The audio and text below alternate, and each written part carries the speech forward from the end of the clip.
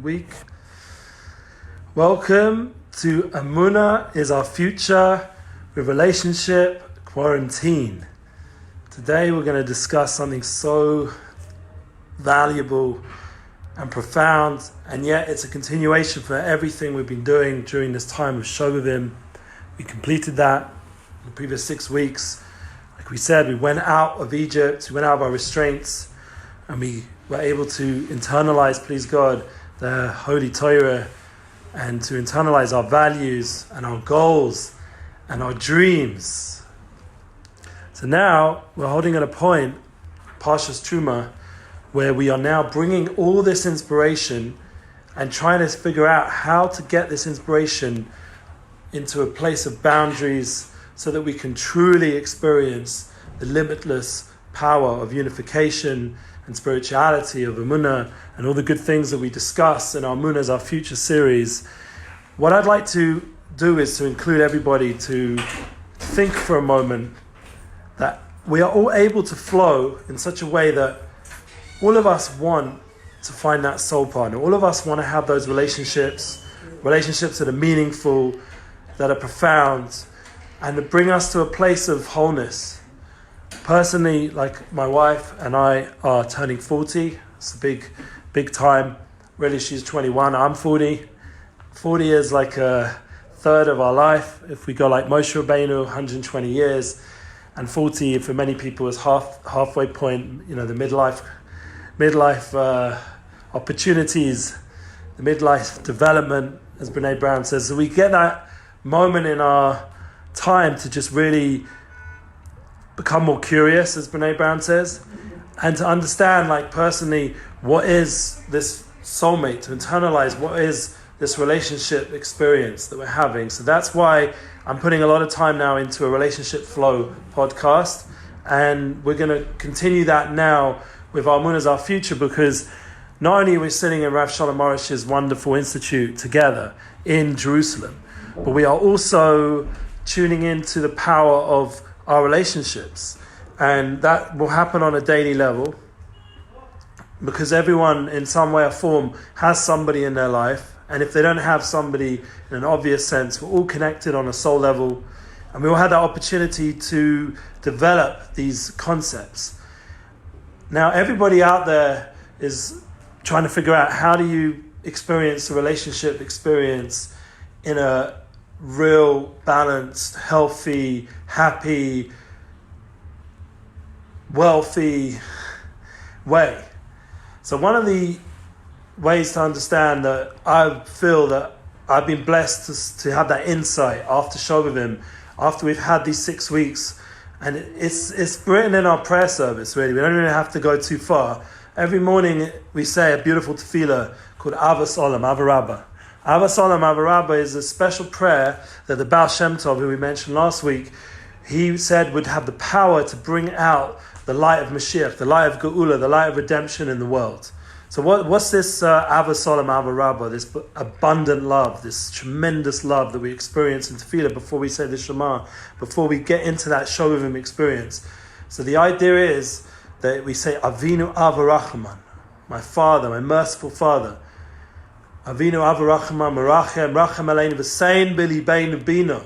That Hashem should put in our hearts, Sein B'Libeinu, our Father, our Heavenly Father, should put in our heart, Sein B'Libeinu Bino, Lahavin, Lahaskil, to understand, to comprehend, Lahaskil, Lishmoya, to listen, to really internalize, Limod Lamed, to learn and to be able to teach, V'Lishmor, to God, V'Lasois, that was last week, Mishpatim, to do, see all the mitzvahs we had to do. And then the Kayem, it's called Divrei Sam Mesoisech B'Hava.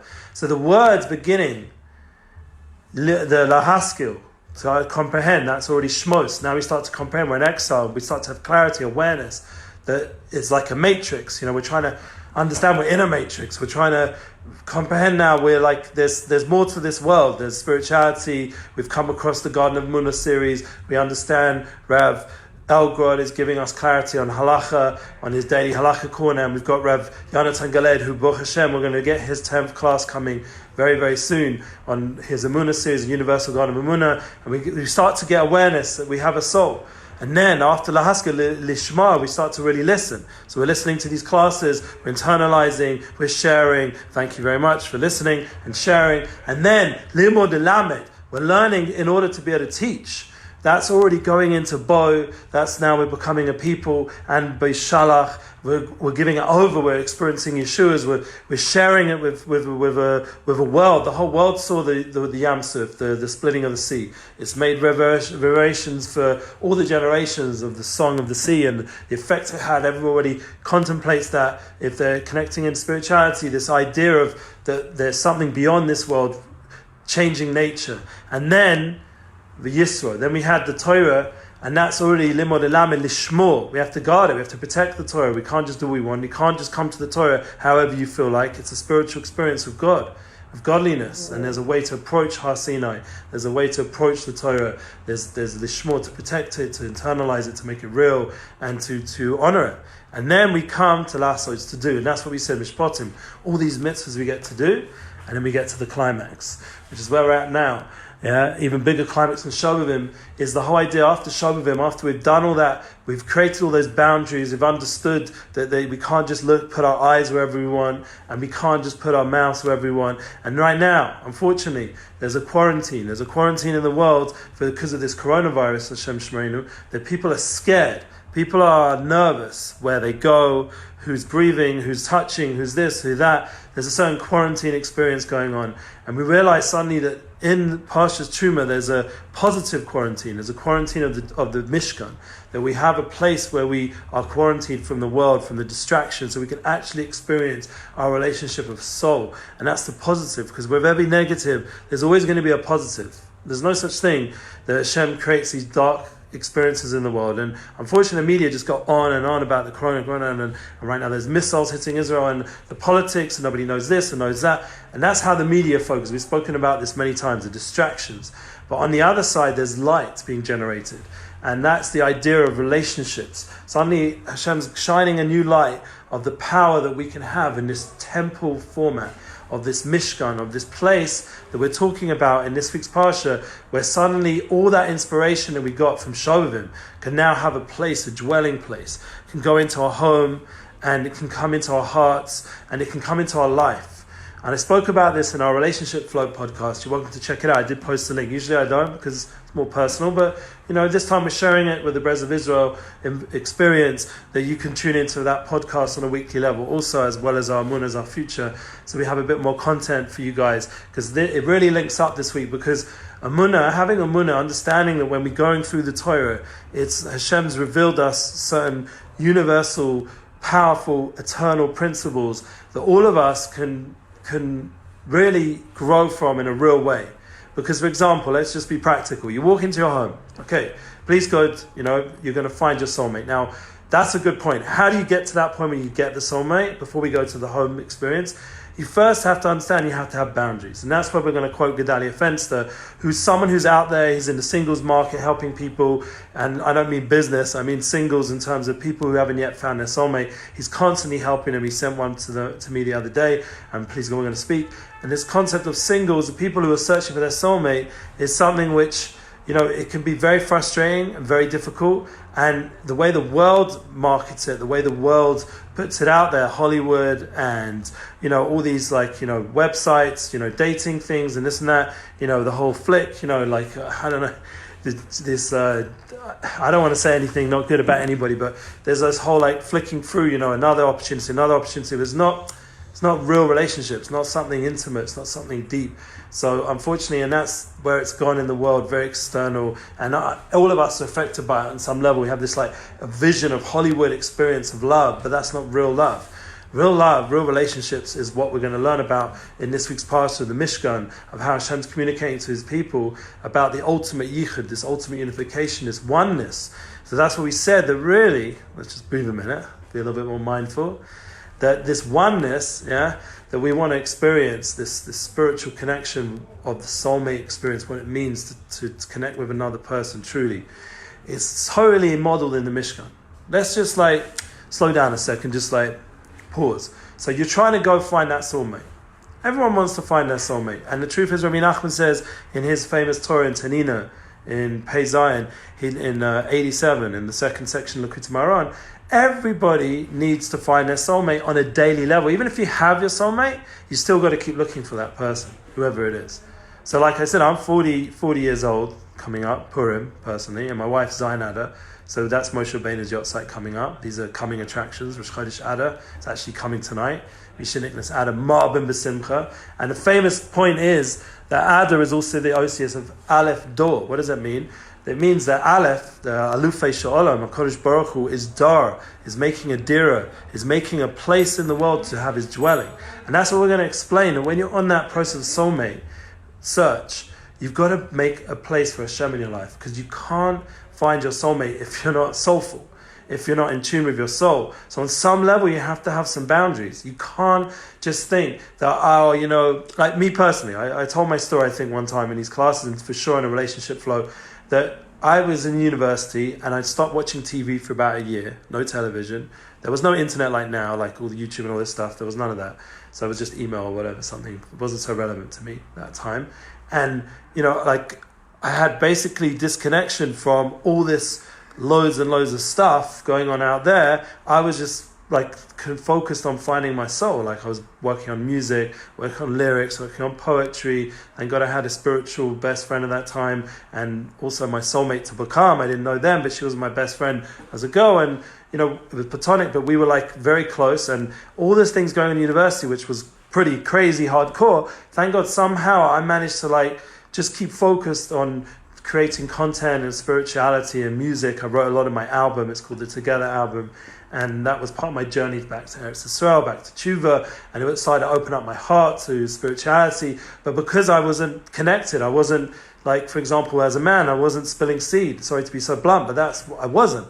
I was already Shomer Bris as a seemingly religious person. I wasn't yet in tune, but a good friend of mine, a sincere soul, told me it's not good to do that. And I just tried it, and my life changed. I had energy inside me, and I felt more connected to spirituality. And when I look at a sunset, I felt like I was seeing God revealing himself through the creation. And there was so much inspiration amongst our group of friends, and some of them, thank God, even now have finally found their way, and some are still finding their way, and some are refinding their way. Everyone's going on their own journey. But for me personally, it was like a very spiritual time, and that of disconnect to reconnect. And that's what we talk about with Shabbos, and this idea, this quarantine that we create, in a positive sense of just disconnect to really reconnect, to find those relationships. And that's really important. Like when you go into your relationship, now you're finally dating someone. So one of the things someone once said to me, that he was messing up all his dates, he was messing up his engagement. He actually broke on that engagement because all the time he was on his phone, and I'm guilty as well, Hashem should forgive me. And it was to get the phones or whatever you're addicted to nowadays, whatever distractions it is, to just be able to disconnect and just be there for that person, to really empathize and connect and be sincerely there for that person, to really be face to face. And now you start to understand. You go into the temple, you go into the Mishkan, and you start to see that God created this macrocosm in the temple sense for each person's microcosm. And really the temple itself is a microcosm for the macrocosm of the whole world. To understand that really the whole world is centered around this temple, around this place of connection. That really the whole world is, like we said, as once we explained, it's like an eye. It's around like a big circle, the oceans, and ultimately all the land's going to come together to form this one eye, and it's going to be all holy like Israel, and then there's going to be this Jerusalem in the middle, and inside this place, Jerusalem, is going to be this place of intense avodah, just like an eye has the white, and for some people the green and the black. The black is the intense place of avodah, like Avram, Yaakov, Yitzchak, this place of chesed, of kindness, and then beauty, and then gavoya, of intense, service. This is how the world's going to come together on a unified level. So in that place where that temple is going to be, and the Mishkan is now like a moving version of that, so the Jewish people could come into Eretz Yisrael with that image of what it means to have Hashem dwell in the world. So in Truma, we're reading about this kindness of the Truma, of giving Truma, and Hashem's giving us the Torah Mem in the 40 days. Hashem's giving us this opportunity to tap in to what it means for Him to have a dwelling place in the world. So we can understand in our relationships, let's get back to the relationships, that when we walk into our home, now we found our soulmate, please God, and we've tuned into that other person. Like I said, I looked at my wife's eyes and I saw my soulmate. Yeah, I saw a soul connection. It was so deep, and I knew on a deep level. And then, please God, everyone should find that and be fortunate to share that journey together with that soul partner. And then you walk into your home and you see on a Shabbos night, for example, you see the lights of the candles. That's like the menorah, of your Shabbos licht. And then you turn to the table and you see the shulchan, you see the challahs on the table, and you're like, wow, this is like a little temple going on here. Like we got the menorah and the shulchan, so where's the Kodesh Kodashim? So you have your Aron Kodesh, it's like the Torah, the way all the books are, and then you have your mind and your heart, which these two also represent, these Kodesh Kodashim, and this idea of the bed, where the place where the intimacy takes place. There's a place of where the kruvim, where the panim, these two faces are facing each other, an intimate kiss, an intimate connection, and that's where the Torah is held, that moment where the souls come down and Hashem speaks through that place, and there's an intimate oneness for face-to-face experience that goes out into the house, and there's a reyach and a beautiful smell of the incense that brings the nachas ruach, the energy of the house, how you run the house, the environment, the simcha, the joy, the zmiris. And we've all got to work on that. I mean, I'm talking like as if I'm some holy Kabbalist or some holy person, but really I am, but am I living up to it? That's something else. I have to work on it. That's why we learn these parshiyos. It's not just like whatever, like you go to shul and you hear the Torah be read, or say the rest of the world, they don't, if they're not Jewish and they're not hearing it, but say they listen to Ben Shapiro and he'll mention something from there, or they listen to us, or they listen to Rav Arush and they hear these ideas of the parsha and starts to realize that the Torah is alive, it's real, and it's in your home.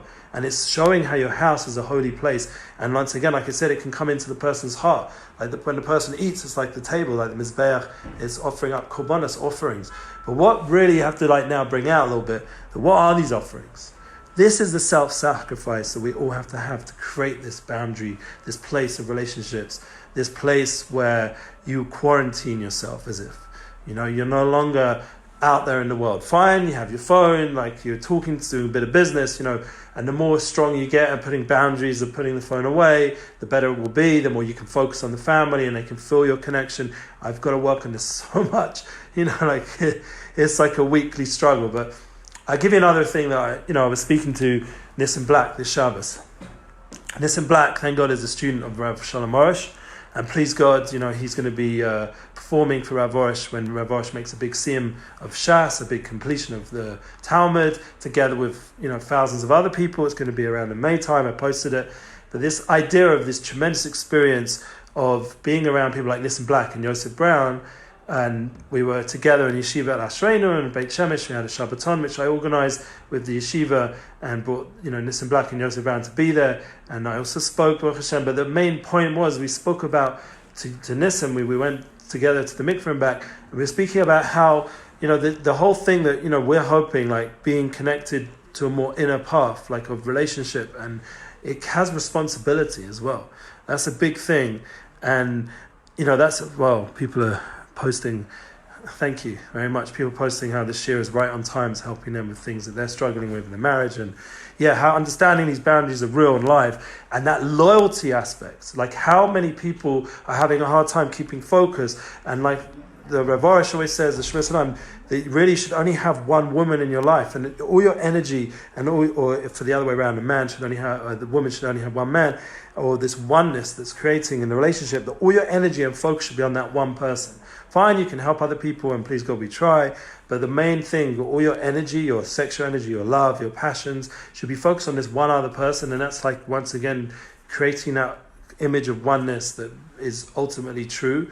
And that, if you understand like these spiritual concepts, it's not like we're not like externalizing them into political concepts and who we're on this side of the fence or that side. We're talking about from an internal sense. So there's no politicalization. This is something very true universally on the ultimate sense. And once you have these values in place, then obviously you're going to make your choices outside, please God, with more clarity and more understanding. So then, for example, with a relationship, and you're walking into your home, like I said, and you're looking at your soulmate, and please God, one day you're looking at your kids, and please God, one day even looking at grandkids, and you're seeing this development of how this experience of kruvim, of oneness, of the Kodesh Kadoshim, of this oneness, Holy of Holies, that you created, and you had this experience of godliness, and you had this intense pleasure of unification with your other half. when you unified with them, became one, you tasted what it's like, they were really one soul on the most intimate spiritual level. That is the climax. That is the Kayam. It's called Divrei Sam Masorah B'Ahava. That's establishing all the Torah that should become one, should become with love. And that is that love that we said at the beginning with the Shema and that prayer service that we're always taking with us on a daily level. We're tapping into that everything should be with love. Open my eyes to see your Torah. So I should start to see how everything has a oneness and everything has a unification, and everything that I'm doing is part of unifying my life to that one flow. And that's what I'm personally working on in a big way, like the unity flow. I'm trying to get that podcast, the relationship podcast, and I'm trying to connect myself with Rav Arush and other tzaddikim, other righteous people. And it has to be done with a little bit of chutzpah, because it's not going to be easy to always get to the people that are holy. And please God, we're hopefully going to see them tonight. We're going to get ready for Purim. Please God, it's a time of Mordechai and Esther. They're the example of a soulmate, of a relationship. And Haman and his wife is the opposite of that.